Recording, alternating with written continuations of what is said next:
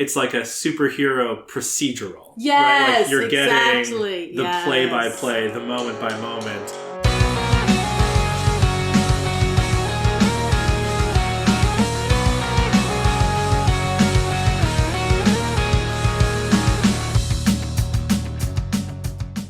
Hi, listeners. Thanks for being here. We've been so touched by everyone's enthusiastic response to our launch. 2 quick updates for you before the episode starts. New episodes will be coming out Tuesdays and Fridays for the foreseeable future. And we started a Discord. The link is on our website, inchwormpodcast.com. Join us there if you want to chat. We'll have spoiler and spoiler-free channels, so this will be a great place to talk about Worm if it's your first time reading or if you're just listening along to the podcast. Hope to see you there. Now for the episode.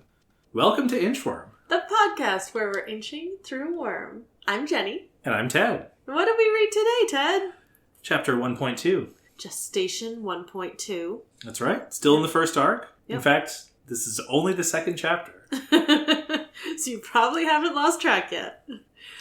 So Ted, I think, I may be wrong, but I think it's your turn to do a summary. Oh my gosh, this is great because I forgot that was a thing that we did, and I also have not prepared. That's classic. If you'd prepared, it would have been a mistake. So we last left our hero, or wannabe hero, Taylor, skipping the second half of a school day. And we meet up with her again on the bus headed home. She is reflecting on her relationship with her ex-best friend, Emma, who suddenly turned on her when she got back from camp before their freshman year. They had been really close friends, and she's really sad about that. She kind of goes through her backpack and finds that the juice that was spilled on her has destroyed the marble back notebook that she had been keeping all of her superhero notes in. Of course, using a personalized cipher so that if anyone paged through her notebook, they wouldn't be able to learn anything. But she'd been keeping track of, testing her powers, writing down notes about them, brainstorming costume ideas. This was kind of like her superhero journal. And she is just like devastated that she's going to have to copy stuff out of the book because so many of the pages were destroyed by juice. So she gets home and she takes a shower and she decides, all right, well, maybe I can turn a negative into a positive. And she goes down into the basement where she keeps the costume she's been making. And as she checks in on her costume, we learn that she has been making it out of spider silk, in particular, Black Widow spider silk. She has used her power, which I think she says gives her a range of like maybe a 2-block radius at least. She's gone around the city, collected up Black Widow spiders, and then used her control over them to breed them. So she has a huge swarm of them and can get the very strong spider silk from them, and is kind of weaving spider silk and bits of insect shell into a sort of like mesh and armor, relatively skin-tight supersuit. And so she goes to her workbench in the basement and she summons the spiders and she starts laying things across. And she goes into kind of her process for creating this costume. And we realize that her decision about turning a negative into a positive is, look, if I spend the time to copy down all of my notes again, it's going to cost me hours, days, maybe even weeks of my time. And what I've been working towards since I got my powers a few months back is getting onto the Cape scene in some way. And so she ends the chapter resolved that rather than be delayed by this bullying incident, even though her costume isn't maybe quite as finished as she wants it to be, she's going to go out this weekend in costume for the first time. Which is really quite something. It is a decision that she makes. It feels like a launching point for the story. It's unclear, like she mentions she's going to go onto this, like the Cape scene. We don't really know what that is. Yeah. Like, what do the Capes do? We don't really have any information about that yet. Yeah. We know they like her area because it's warm. And I was like, wait, what? Oh, and then she mentions that because they run around in skin-tight clothing. that they like being someplace warm. And I was like, is that really a good reason for them all to be, like, for her area to be a hot spot for capes? Like, I feel like there might be something else going on. We'll see. Definitely. Well, we did learn a little bit more about her location. Yes. She's in Brockton Bay. Is that a real place? Do you know where Brockton Bay might be? What else do you know about Brockton Bay? What did you pick up? Okay, it's on the ocean, a bay, I assume. And she said because the water kind of makes the temperature more moderate. The winters aren't too cold, the summers aren't too hot. Definitely an effect we get here in the Boston area. I don't know if Brockton Bay is...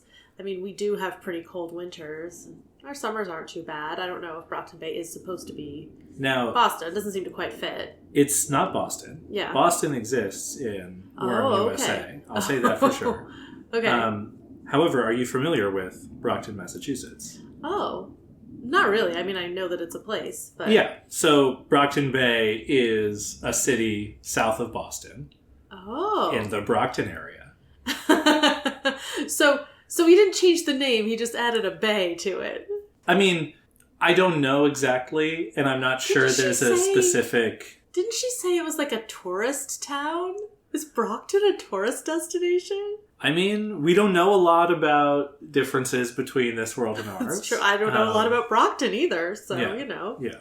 No, I don't mean to imply that this is set in something close to a real city. Okay. I think that rather than saying this is in fake Boston, he's like, I'm going to invent a southern Massachusetts city. Oh, okay. But it is canonically near Boston. Yes. Oh, wow. Okay. Yeah. That's really fun. Yeah. We learned that it's down the coast from Boston. It's unclear exactly how far. I mean, most things in the U.S. are down the coast. Most things on the coast of east coast of the U.S. are down the coast from Boston. So it's fun, close to home. I don't remember if I mentioned it. Wild Beau is a Canadian author. Mm-hmm. So as far as I know, he's never lived in the U.S., but decided to set this story close to Boston, which is close to home for us. Yeah. Okay. So yeah, I think you said to me before we started recording this episode that this is also a short chapter. It's also pretty small in scope, which seems true. Like there's not a lot of action, but we do get a lot of new information. And this is the chapter that made the biggest impression on you in your initial attempt to read Worm several years ago. I mean, I really remember the Black Widow thing. I think that's such a cool way to introduce, like, it's not introducing the bug power, we got that before, but it's the first specific bug that we really zero in on. And it's another great visual of, like, she's, like, heading down to the basement, and then she thinks, like she summons the bugs, but then she's like, it takes a surprising amount of time for the Black Widows to arrive. And then they start, like, streaming in the window she's opened down onto her workbench. So and I love the combination of, like, bugs can probably move faster than you think they can when they're being directed in a straight line. But also it's not that fast, because they're very small. Yeah, exactly. And I liked how we find out Black Widows, she says in the narration, are, like, kind of dangerous. Their bite can kill, it usually doesn't, and they bite without a lot of provocation. And she is creeped out by them. Right. Even though she has perfect control over them. Right. Her power doesn't make her like bugs anymore. And she doesn't seem to have a particular insect phobia of any kind. But she's like, this is creepy. Like, anyone. It's kind of the reaction that most people would have. Right. Her power doesn't come with the power to enjoy bugs. Yeah. Just control them. So I am intrigued because I do know that it's based somehow on trauma. The text hasn't told us that yet. But it doesn't seem like she's someone who's into bugs. It doesn't seem like she's someone who's super scared of bugs. Maybe she used to be. But I wonder, did she have a trauma specifically involving insects? Or is this, like, metaphorically related to her trauma? Like, yeah. Well, did you pick up... I feel like there were some small, teeny tiny little morsels in this chapter about her origin story. But it was very, very... Oh, interesting. Elliptical. She talks about, like... So we're in the spring... and she says something, it's been like 3 months since my powers first manifested. And she talks a little bit about how it was, I forget if she says it was overwhelming at first or confusing at first, or she was trying to figure it out at first. But yeah, we don't really get any details yet. Yeah, I think she says, in the second week after I'd figured out my powers, when I still wasn't entirely sure what was going on, it's when she, like, saw a thing on the Discovery Channel about, like, spider silk being really strong, and that's why she started the costume. the whole thing about her manipulating the egg-laying part, like, she's, like, flipped a switch in the spider's brain to, like, make them all have eggs so that she could, like, grow this population of black widows, because there aren't that many. Like, right. She had to breed her enough own of them. Yeah. supply. And she directs insects to them. She uses her powers, like, she controls the spiders, she controls all these other bugs, and she sends some of her minions to be food for others of her minions. Like, very cool. And this is a that also sort of justifies how she can be so successful at breeding insects, because spider sacs, like many animals, like that, there I think are hundreds of I've spider seen legs. Charlotte's Web. Right. Terrifying. But most of them die because they don't have food, or maybe they're eaten by their siblings or mother or something like that. Or other stuff, yeah. So if they're born and she can all shunt them off into their own spaces and then feed them, of course she can multiply her spider population, times 100 every month or whatever. So, I love that we're already seeing... And I think this is something that the story is going to be really good at, like taking these powers and like pushing them and figuring out all the things they can do. It's like she has these just probably thousands of black widows. She has to keep them all in different territories, but she rotates them. Like she goes on like weekly runs and she rotates their populations. So there's always kind of a fresh population near her house that she can call to make silk. Right. So it's just this very elaborate, like, she's really pushing her Black Widow raising powers as much as she can. Right. And this is just one tiny aspect. Like, it'll be fascinating to see what other uses she makes of these powers. Yes. Yeah, and I am curious, how do you get spiders to breed that quickly? I assume they have to mature for some amount of time. So, like, how many generations of spiders can you get in 3 months? Like... Oh, yeah, it's only been 3 months. Yeah. It sounds like maybe she's only had one generation. Right. Like, she brought a bunch of Black Widows in and then made them all have babies. So she probably went from, like, hundreds to thousands. She's probably not in millions. Yeah.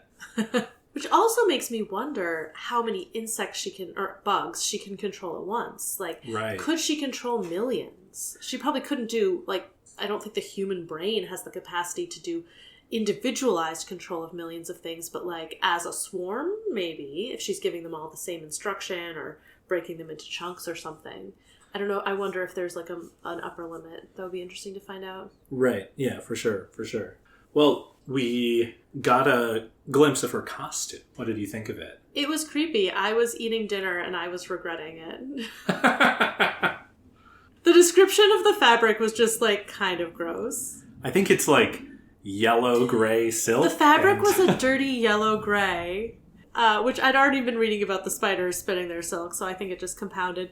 The armored section had been made out of finely arranged and layered shells and exoskeletons I'd cannibalized from the local insect population, and then reinforced with dragline silk. In the end, the armored parts had wound up dark mottled brown-gray, and she's planning to dye it and paint it. Right. But she goes into, and this is something I love, so you talked about like the power use is very creative and we get all these details about it. But then she also breaks down with costumes, like you could buy them, logistics are so commission them, or you can make it yourself, and she goes into all the different trade-offs. So what I love is like it's like a superhero procedural. Yes, right? Like you're getting the play-by-play, the moment-by-moment, and of course, I know how descriptions of her power change, but like what this does is it sets up so quickly the kind of thing that she can do with her powers, so that later it will be able to be like, I controlled the swarm to do this, and you understand the way her power works at a very small level. So it's like plausible that she can pull all of these future maneuvers off. Right, yeah. It's really important that we see a concrete example at this point. And it's cool that we see an example that's Black Widows, which are just like have such cachet. Oh, yeah. Yeah, exactly. We learn in her thing where she's talking about the costumes, she says the reason that you maybe don't want to commission something online or order materials online is that it could compromise your secret identity. So we learned that secret identities are a thing. We hadn't really known before. Right. So that's good to know. Doesn't want to buy materials. She keeps her superhero notebook in a cipher. I loved that. I would have been so... She's speaking to my childhood self. I created a code for myself when I was a kid and used to write journal entries in it. I might still be able to write it in it. It might be a struggle. Yeah. But I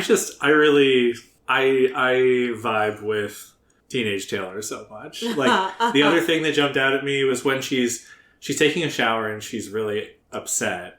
And then she says, like, I remember somebody told me, or I read somewhere, this thing about taking a negative and turning it into a positive. So, like, I guess I'll try that. Sort of like, instead of, like, processing her feeling directly, she's sort of, like, thinking about how she thinks. And she's, like, very, introverted and thoughtful in a way that I find super relatable. It's also very appealing in a character. I feel like if you have a character who you're making suffer, like, they have to push back against the suffering a little. If they just, like, give into it and kind of, like, roll around into it, like, the readers aren't interested. Oh, yeah. No, that's a great point. She also, in that scene, so the first thing she thought of for a positive, she's like, well, this gives me another reason to kill them. Oh, my God. It's a really interesting... It's only, like, 2 paragraphs or maybe 1 paragraph, but she talks about how, like, you know, she sort of has the desire to kill them, but she knows she wouldn't actually do it, so she thinks she lacks the killer instinct.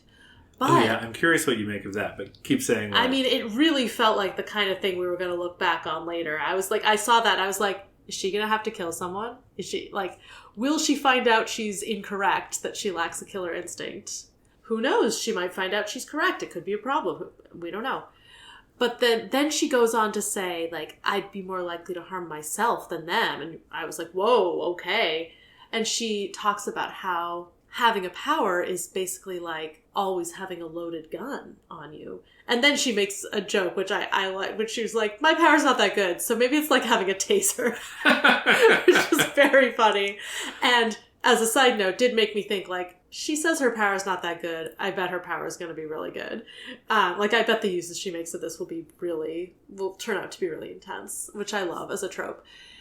But also, like, that was some really intense, like, suicide ideation out of, like, kind of nowhere. I mean, not really out of nowhere. She has this really difficult school life, and she's really isolated. But it made me wonder, like, is that must be a thing for, like, because it seems like powers come on when kids are teenagers. They come on as a result of trauma. Trauma doesn't necessarily mean that, like, they're not in a good mental health state now, but, like, I wonder how getting a power affects suicide rates, and if they do see a lot of suicides among teenage capes. It also makes me think of the carrying a loaded gun thing, if it's like a... It's like a school shooting thing also. Well, I do. I think that personality-wise, and where she's with the bullying, Taylor absolutely reads as a, like, potential school shooter. The fact that she's a woman would be, instead of a man, I think, is, like... her only disqualifying factor. No, that's the thing that makes it, like, a little more subtle, right? But I think if this was male Taylor, you'd be like... Oh, yeah, he you'd would feel definitely so be much thinking more like that type of character. And I bet, like, teenage suicides, but also teenage violence. And I wonder if it's a little bit like, if you start using your power willy-nilly and one of the capes in the city comes across you, what are the odds that you get, you know, just kind of, like, knocked out versus potentially killed? If it's like, somebody we don't really is know using their evil about power. that. Yeah, exactly. She might be afraid of reprisal or that kind of consequence. Though in the previous chapter she talks about, like, getting arrested. Yeah. But, you know, I'm sure stuff happens. Yeah. Getting arrested isn't always a safe thing to be either. Yeah, I'm so glad. I like every sentence of this paragraph is one that I have thoughts about. So the first thing is the yet another reason to kill the trio. She thinks to herself. So she already has a list. Right. But it's also, again, it's so relatable. This is like if you've had a bad boss and, like, every time you have an interaction where, you know, they say something that's sort of, like, slowly driving you up the wall. I've been in that position where you're like, there's another thing that I'm going to add to my self-righteous rant when I march into their office one day and quit. You know, like... Right, or if you're, like, if you're actually documenting the things they do, you're like, another thing for the list. Yeah, exactly. So, like, I feel like it's very relatable to be like, I'm going to go do this dramatic thing, but you know you're really not you're not going to do that, right? And she says immediately it wasn't a serious thought. Right, yeah. But yeah, so I'm curious, you think that she's discounting her power. Oh, yeah. I think... What do you think, like, in terms of... I guess I'm just curious, do you have an instinct for, is this a good power? What would make it good or not good? You know? Yeah, I don't know. I feel like it's not the most immediately obviously, like, powerful power. That's true. Like, it's not like telekinesis or, you know, shooting laser beams out of your eyes. Like, it's not immediately super strong in combat. But, like, she can control, like, there's so many bugs in the world. Like, just in the school, like, it's not like she was keeping a secret collection of bugs in that school bathroom. Right. It's just they are everywhere. Right. Like, strength in numbers, but also, like, I don't know, I haven't really thought through all the practical applications. Yeah, but the fact that there are so many bugs, it's like when you think of can control bugs, you think of a handful of bugs, you don't think of a room full of bugs. Right, but it's like she has, like, millions of tiny little hands to do things. Yeah. Like, Yeah, that's interesting. I could definitely, as she optimizes this, I could see... I'm not really sure how, like, I don't know what the upper limit is, and I'm not sure I have a good sense of, like, the concrete applications, but this is a lot of flexibility. Right. I also think it's like a loaded gun thing. It feels like so much more of a realistic, down-to-earth understanding of what a superpower would be. Mm-hmm. Right? Like, yeah. It's kind of like alienating from other people, right? Like, it's sort of like knowing that you have this thing and that you can do. And if people knew, they'd be like, oh, okay, I don't want to be around that person. She might be dangerous. Yeah. Right, exactly. And sort of like, right, if you meet a stranger in a world without superpowers, you know, like, and you don't have a reason to believe they're carrying a concealed weapon, you react to them in a much different way than if you are worried about a concealed weapon. Yeah, or any stranger you meet could be a cape. Right. Yeah. Right. And also, you know, kids get these powers and aren't necessarily going to be smart or wise about what to do with them. It reminds me of just, like, you know, this evening sitting at the dinner table with Violet and being like, oh, there's a sharp knife. Can't let her near that. She's too young to know how to handle that safely. Mm-hmm. And, I think, you know, teenagers are pretty smart in a lot of ways, but I'm sure some of them make some pretty dumb decisions. So right. We'll see. So we had it reinforced that home is a safe place for her. Oh, yeah. She came home, she's like conscious of letting her guard down. I loved your really observation nice. Of that in the first chapter. Yeah. So I picked up on it this time. Yeah, we don't know anything. So we still haven't met her dad. He's the only family member I think we've heard mentioned, so he might be her only family. We don't know for sure whether or not he knows about her power, but she is keeping her costume like behind some sort of secret wall panel or something. I think it's like in the old furnace. Oh or something. Gosh, okay, yeah, I don't remember the details, but like this thing is hidden. So I'm guessing her dad doesn't know, which will be interesting. I wonder if she'll have a plan to tell him, if she'll just plan for him never to find out. Like with powers in this world, is it like usually you don't tell like literally anyone, or right?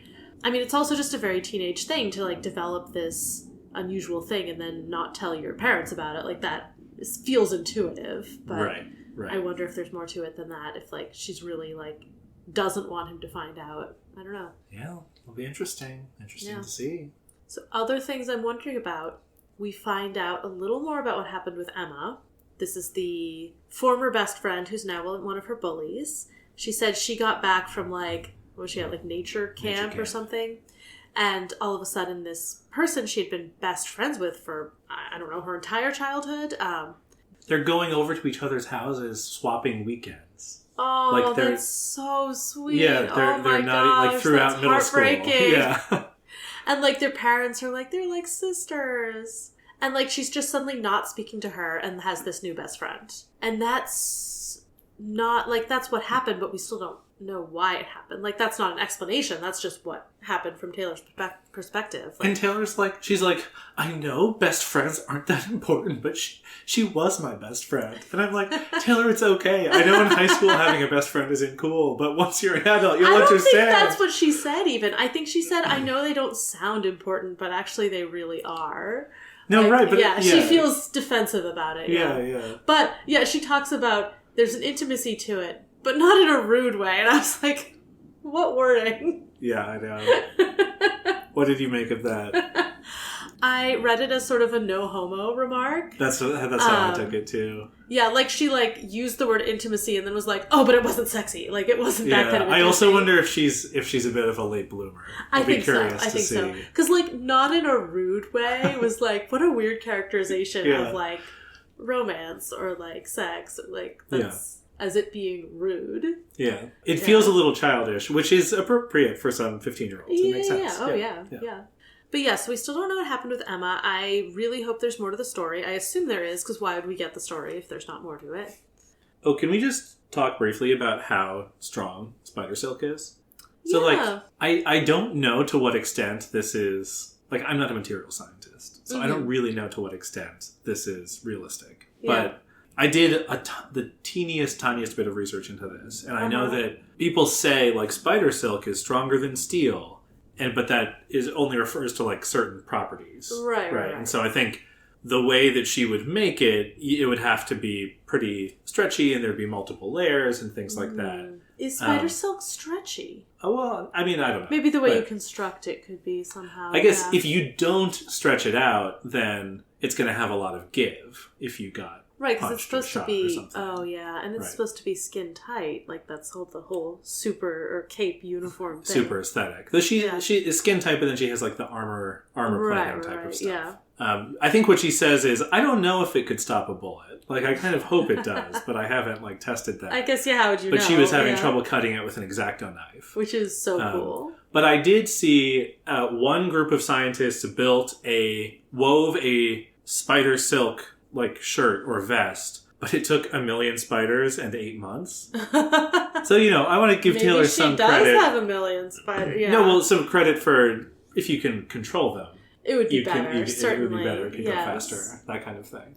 But I buy that the principle of if the main problem with spider silk battle armor is getting the quantity. Mm-hmm. And so this chapter persuades me that she solved the quantity problem. And it's really easy for her to have the spiders like weave them to her exact specifications. And those two things make me think she can get a plausible, like basically homemade Kevlar. Yeah. It's probably a little bit worse than Kevlar just because she's making it at home or whatever. Yeah. But I think there's a lot of like potential research into like, can we create synthetic spider silk because it has these nice properties. What struck me about it was it would just be so hard to have the spiders weave it in such a way that it's like actually the right like size and shape. Yeah. Like that's hard enough with fabric. Like that would be just really hard when you're just like making the fabric strand by strand. Yeah, and like if she's using insect chitin as armor plating, is she like weaving it?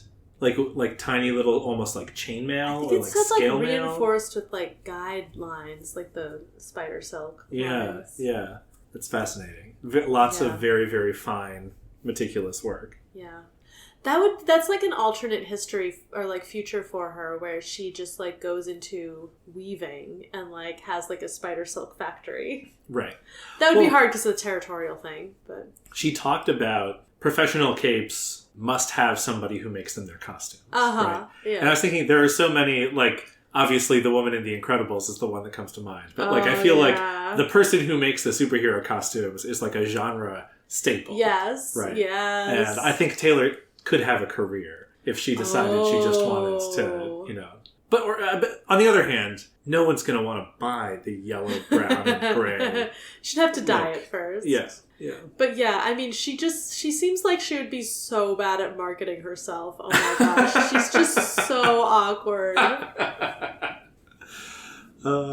She's not made for the world of like fashion. Yeah, she's not going to be able to like, she's not a saleswoman. Right. No, I don't think so. So yeah, we end the chapter with her, I think she says, like, one of the summation things she says is, I have to move forward. Which is great, yeah. It's, as inciting incidents go, it's a very small incident, but it's just like a little bit of a jumping off point for her to be like, okay, I need to get moving. Like this. I also, again, it's like a nice little touch, but I really like, you could sort of imagine the reluctant hero, and she's thrust into a situation where she has to use her power, and that's how she gets a taste for it. But no, but she's got a dream. Yeah, she's got a dream and she's making a choice, right? And it's like... And you can totally understand now, having seen a little bit more of her and her power, her relationship with her power, how she would be looking forward to sitting in, like, was it World Studies or whatever that class was, and, like, hearing them talk about capes and knowing secretly, like, I'm one of them. Like, that would be so satisfying. Yeah. Do you have other thoughts on this chapter? I do want to make sort of a broad prediction. She mentions that Brockton Bay is a hotspot for capes. I think that's like laying the groundwork early on for this being sort of a nexus of like high-powered cape society, whatever the world of capes, like this being a nexus of it where like big changes that might, like, this is a place where what happens in the world of capes matters, nationally, globally, who knows. Yeah. But like, I think we'll see a lot of big players and the problems that we'll face, or like the activity with other capes will be sort of on a large scale, but able to happen locally. Yeah. I like that. Yeah. That was my main thought for the future. I have read farther than this in my previous readings, so I know a little bit about what happens when she like goes out, so I'm not going to predict any of that. Yeah, that makes sense. Yeah. I want to introduce a segment. Okay. I flipped ahead. We're going to hear some specific cape names. Okay. In the upcoming chapters. And one of the things that I love in Wildbow's writing is the care he puts into names. Okay. So I'm curious, when you hear the names, whether they evoke something for you. Okay. So we're going to meet Lung. Okay. What do you think Lung's deal is? A few possibilities come to mind. The first thing is like, okay, maybe this is someone who can hold their breath for a long time. Like, they just don't need oxygen, which would be pretty cool. Not a very good offensive power, a good defensive power, and good for, like, exploring places, maybe. It'd be good if you have, like, poison gas. True, yeah. Defensive, again, yeah. Or if, like, there's a fire, Could be someone who can, like, has just really, like, intensely strong lungs and can, like, blow air at you, like, kind of create wind, just from their lungs, which could be more of an offense. It could also be, I guess this would be more nose, but like lung it's all part of the respiratory tract. Like, it's just someone who, like, I don't know, can analyze a lot about the air, like just really good sense of smell. Yeah, that's less lung related, but I don't know. Just mentioning it as a possibility. I mean, if you could be called nose or lung, I would pick lung. I don't know if I would. Neither is good. Okay, those are my predictions for lung. All right, we're also going to hear from Oni Lee. Oni Lee. Okay, see, that doesn't conjure any specific meaning for me. It sounds like it sounds a little Korean, maybe? Is that the right? It sounds Asian. I want to say Korean, but I don't know, like, if those words have meaning in an Asian language. I don't know what it is, so we may find out more. I feel like more. I'm not, yeah, I can't really do much with that one. That's all right. Yeah, okay. All right, well, I look forward to finding out about Lung and Oni Lee. And what Taylor gets up to her first night out. I mean, that's the most important part, yeah. Yeah. All right, and that's coming up next on Inchworm. Yay. Inshallah. Perfect. Worm is a web serial by J.C. McCrae. You can read Worm at parahumans.wordpress.com and support the author at patreon.com/wildbow. Follow us on Tumblr and Blue Sky at Inchworm Podcast, or find our Discord link and any other updates on inchwormpodcast.com.